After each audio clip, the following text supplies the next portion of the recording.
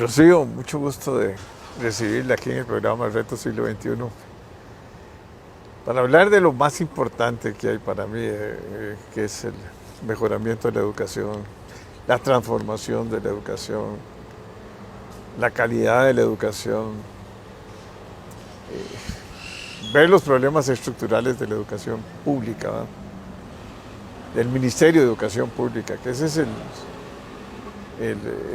gran actor, porque son 91,000 funcionarios, ¿verdad?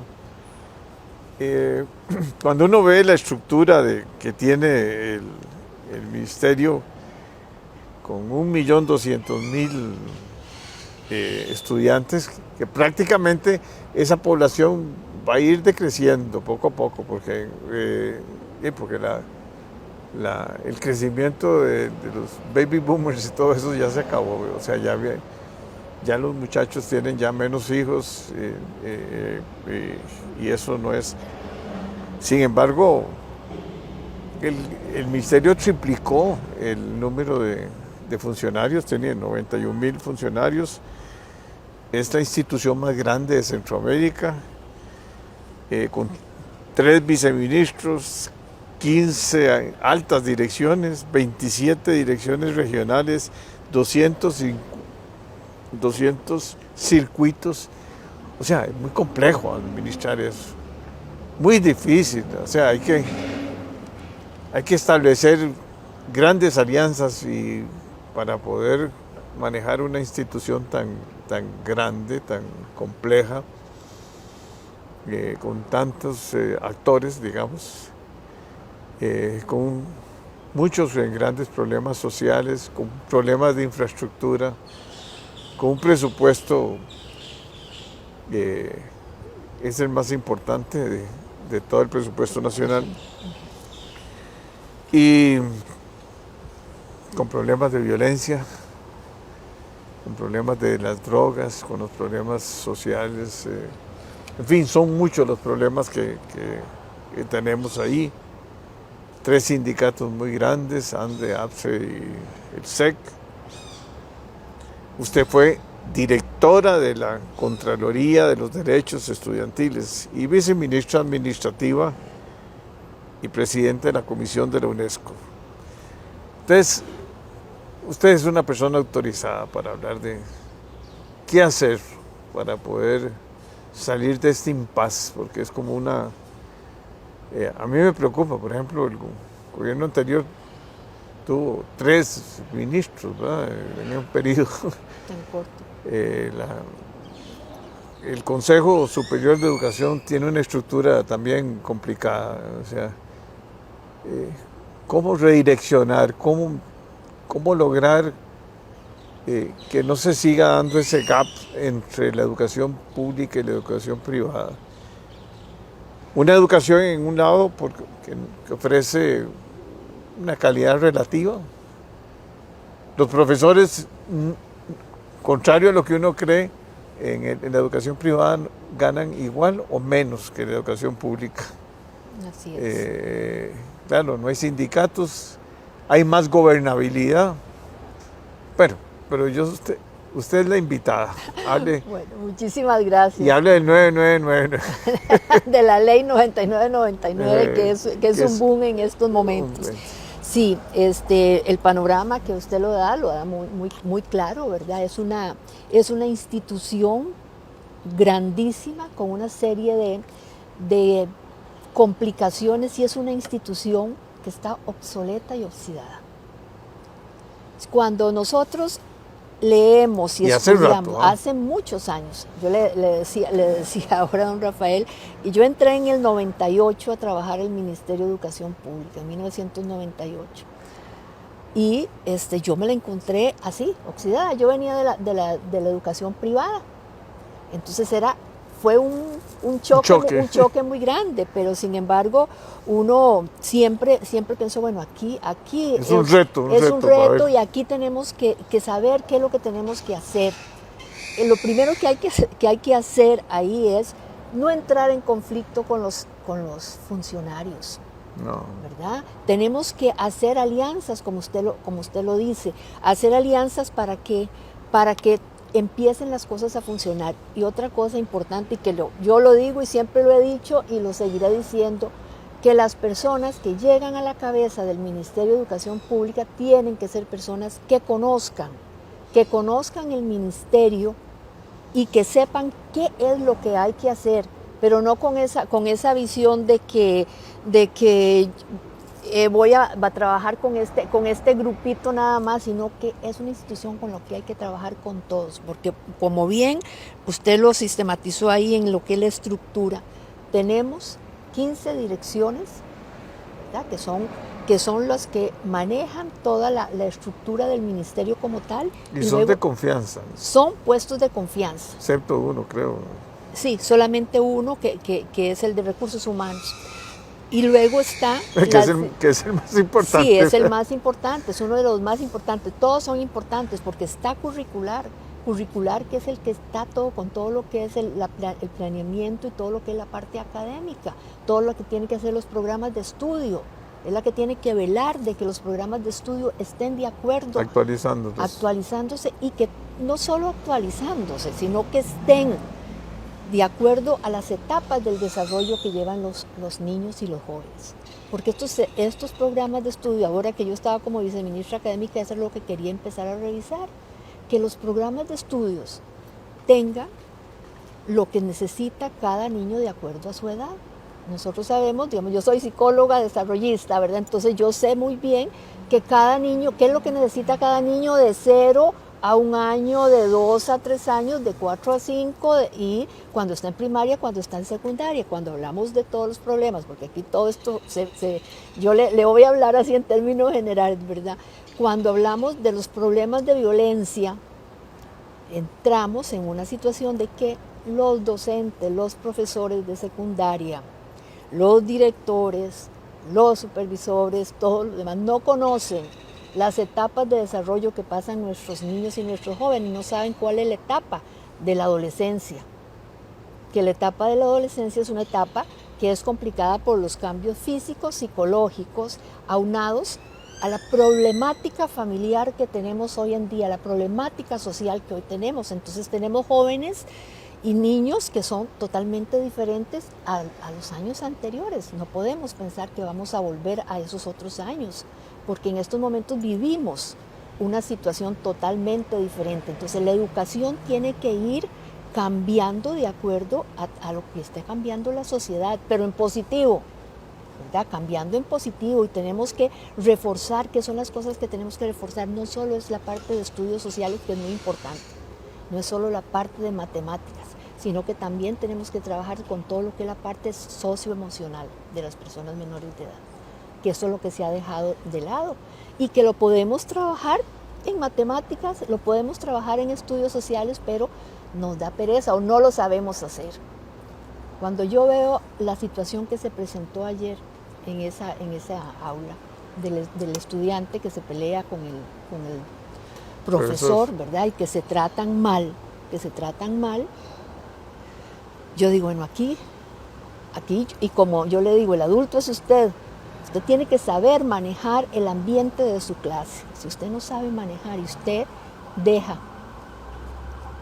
que sus emociones lo tomen y es la emoción la que está actuando, usted perdió, porque aquí, como decía un amigo mío psiquiatra, el que se enoja pierde.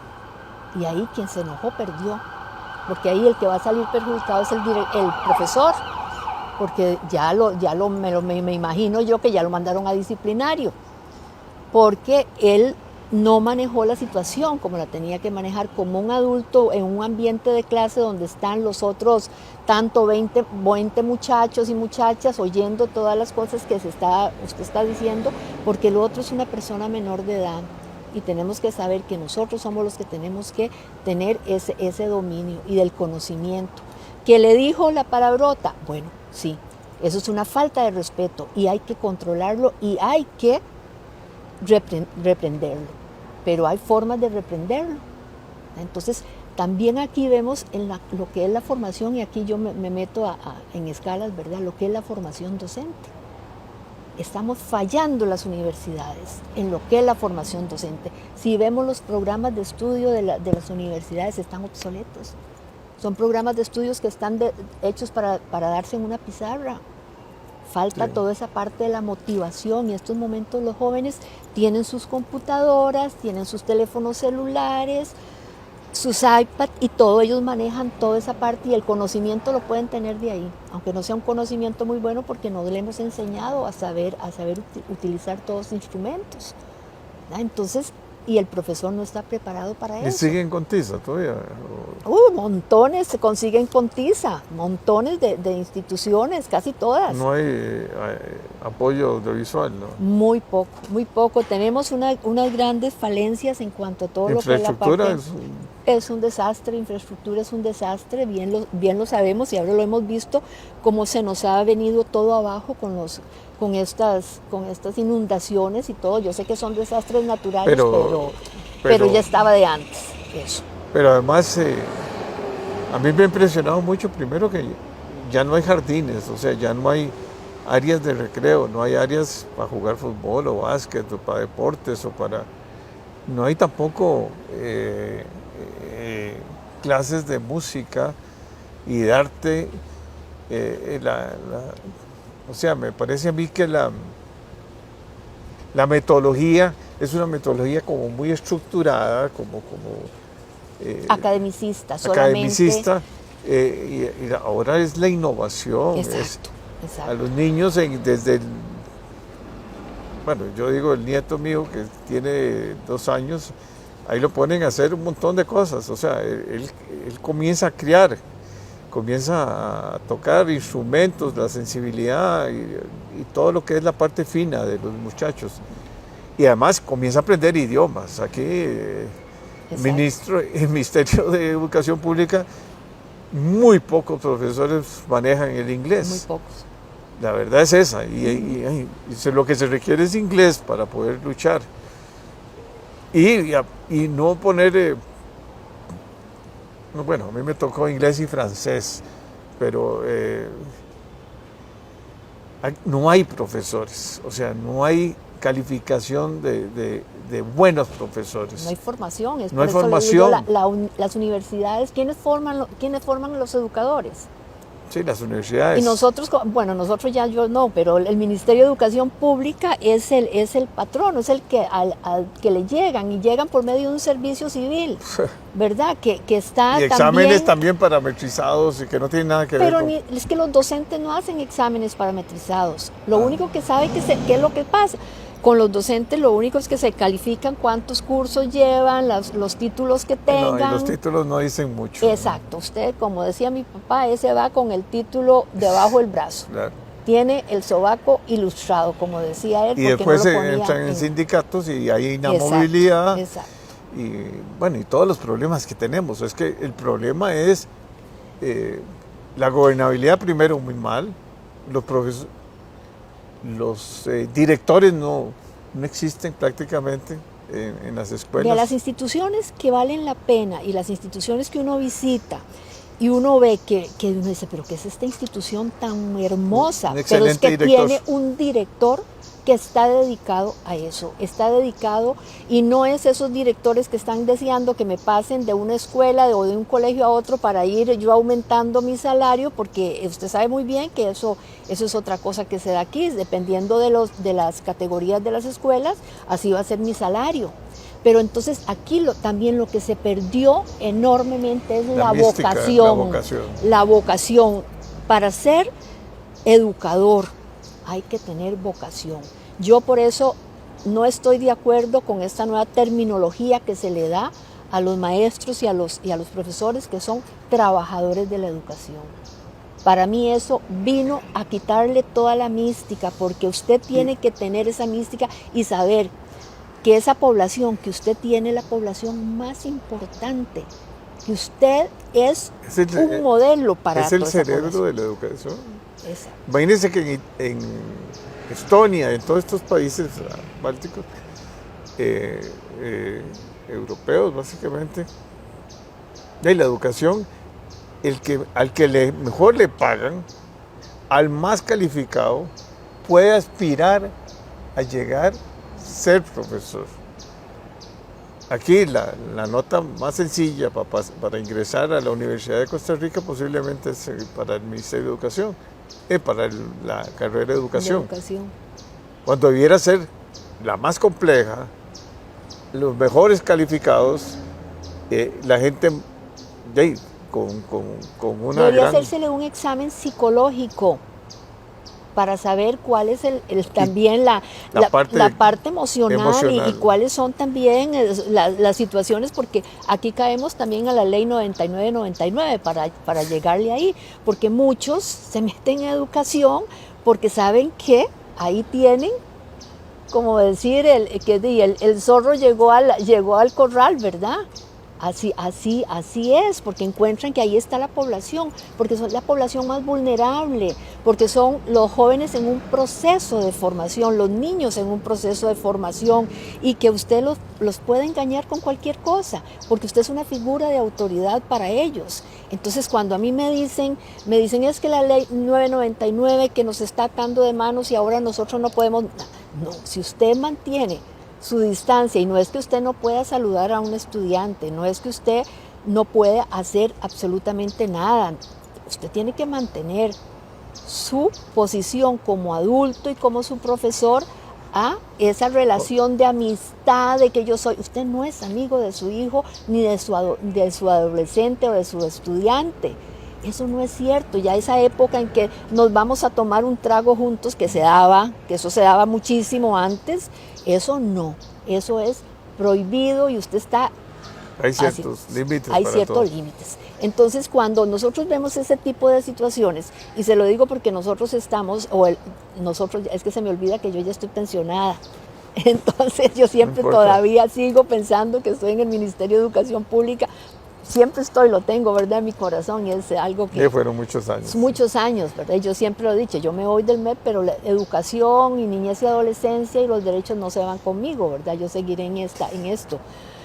Pero la gobernanza, vamos a ver, los directores no están empoderados. No.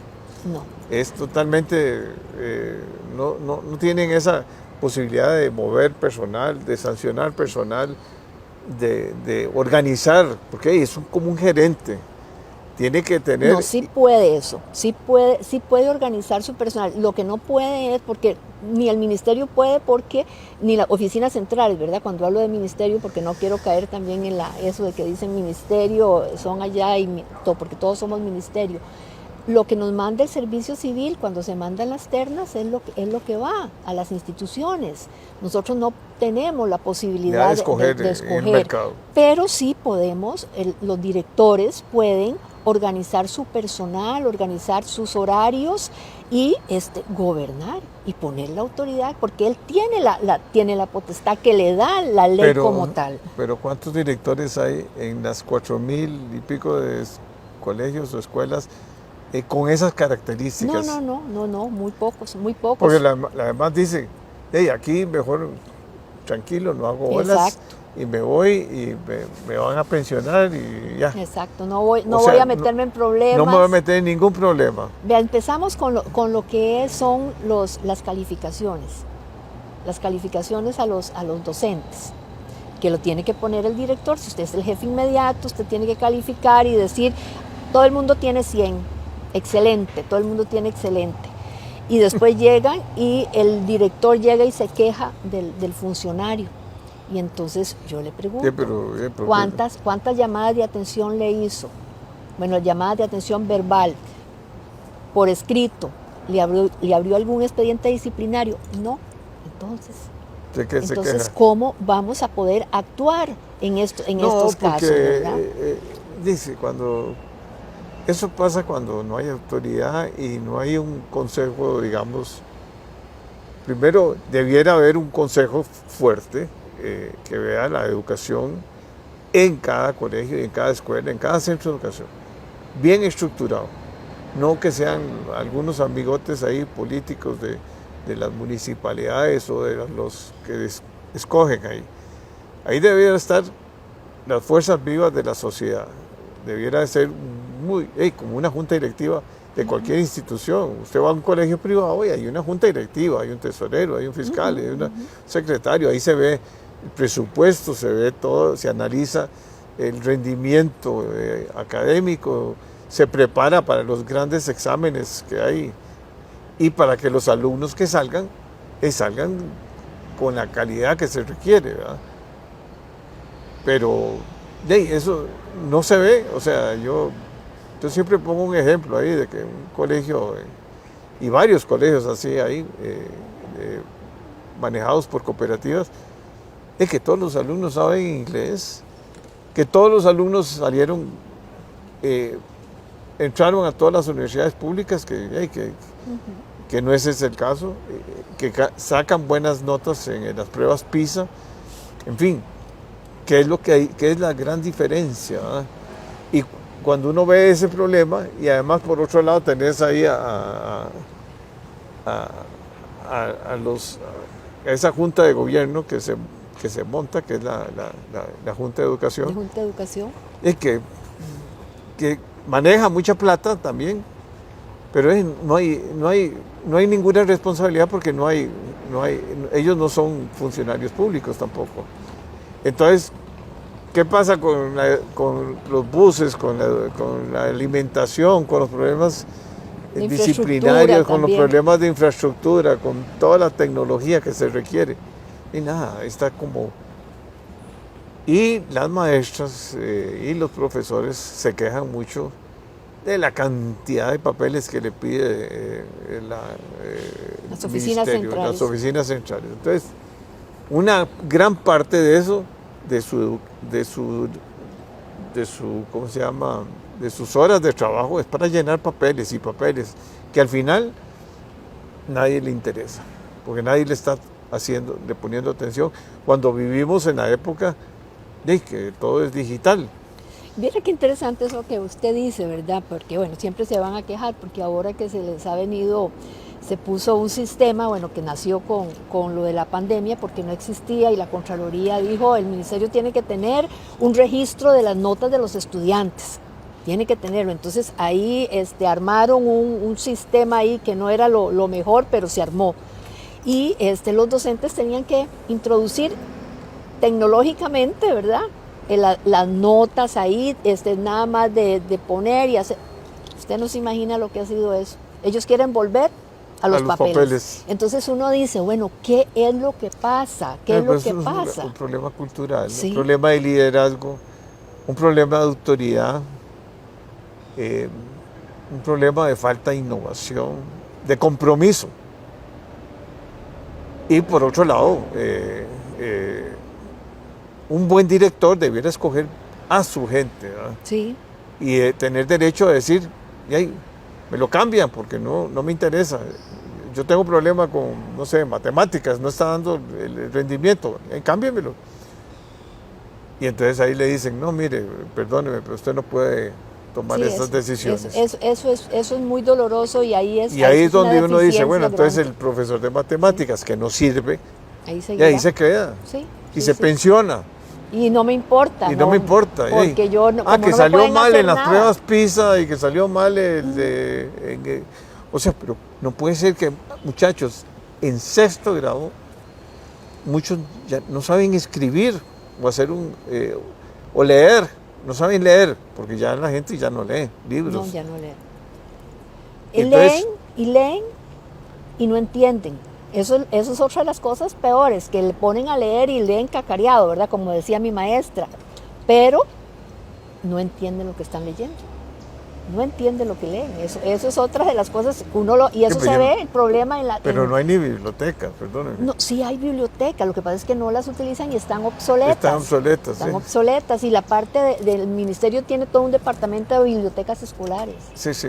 Pero no le dan pero atención. Son los mismos Lola y lo que... No, vea usted que ahora sacaron, vea lo que salió últimamente, el último que fue un escándalo, que fue sí, está... De los derechos y de los problemas sexuales y todo ese tipo de cosas. Exacto, que eso es otra cosa, que por eso yo hablo y sigo insistiendo en que tenemos que revisar todo eso, porque y que la sociedad tiene que involucrarse, porque vamos a ver, no se trata de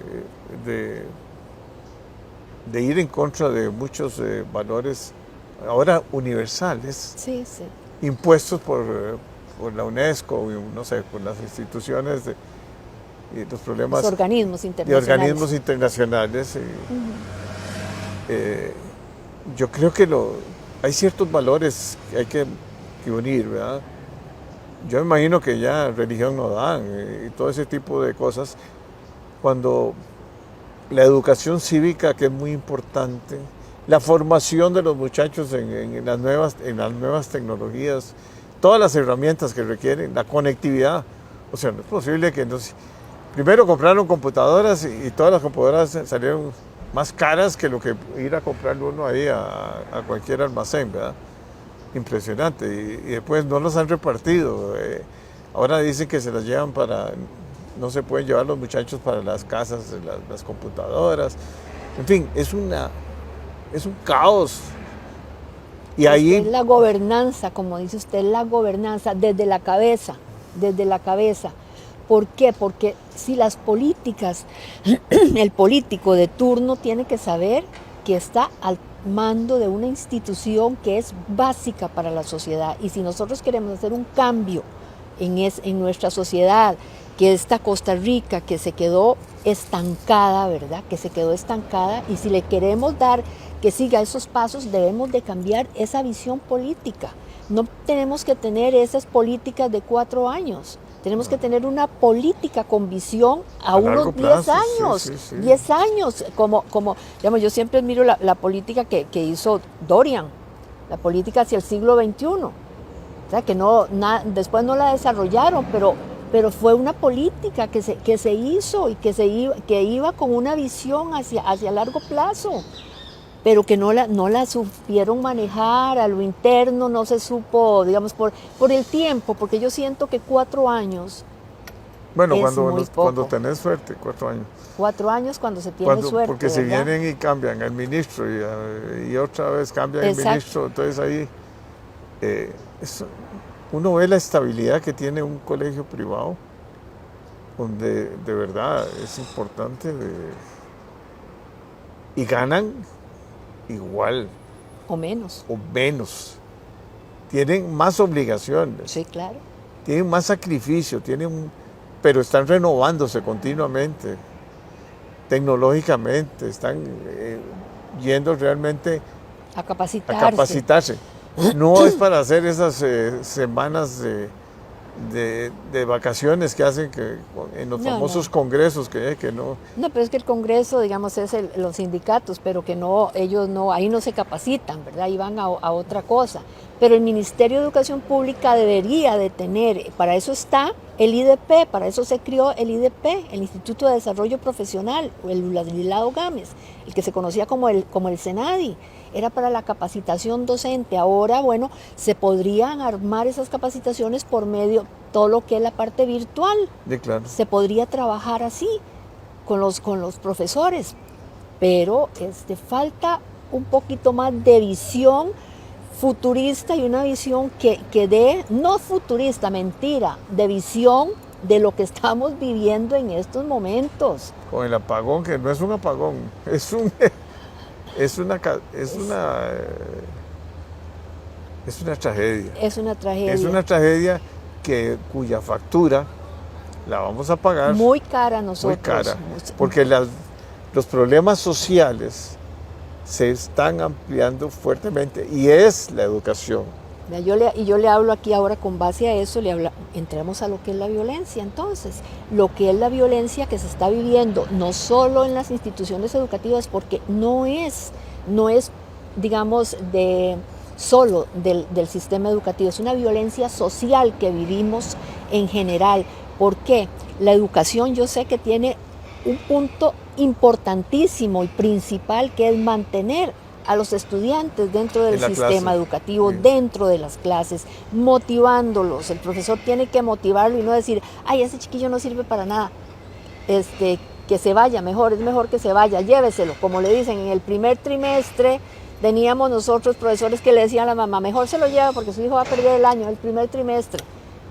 ¿verdad? Entonces son cosas que uno a lo interno ha visto y ve que hay que cambiar toda esa parte de motivación, porque si no, en la calle están todos los narcotraficantes, están todos los sicarios que están esperándonos, estos niños y estos jóvenes, para darles un poco de plata y meterlos en que vayan o teníamos estudiantes también que estaban dentro del sistema, no les interesaba pasar los años porque el negocio estaba a lo interno, y eso es lo que hoy tenemos. Los negocios, los sicarios y los proveedores de drogas saben que tenemos una gran población cautiva, que son nuestros niños y nuestros jóvenes.